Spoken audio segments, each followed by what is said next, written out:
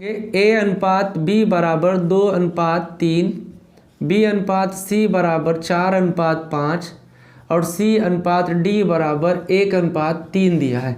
तो आपसे सवाल पूछेगा कि ए अनुपात बी अनुपात सी अनुपात डी का कितना मान है। तो इस मान को हम मात्र एक लाइन में निकाल सकते हैं डायरेक्ट लिखकर। क्या लिखेंगे? ए अनुपात बी अनुपात सी अनुपात डी। अब वैल्यू देखो, ए अनुपात बी का मान दिया आपको 2:3, तो 2:3 लिख दीजिए। फिर बी का मान दिया 4 बी अनुपात सी का मान दिया 4:5, तो अब बी के नीचे वैल्यू लिखना है 4:5।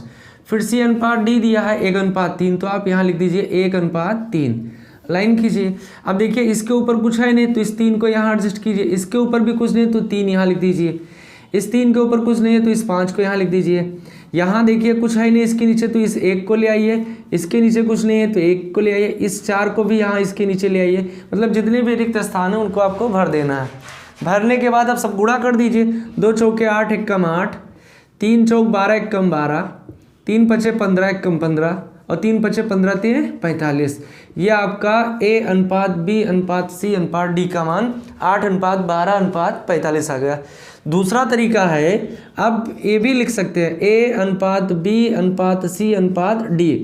अब देखें तो ए अनुपात बी का मान 2:3 दिया है, बी अनुपात सी का मान 4:5 दिया है, सी अनुपात डी का मान 1:3 दिया है। हम काम क्या करें, इसको पहले वाले को गुणा कर लेते हैं। तो 2 चौके 8, 8 एकम 8। अब इस वाले को आपको हटा देना है, तो ये बचा 3 चौक 12 एकम 12। अब इस वाले को हटा देना है तो 3 पचे 15 एकम 15।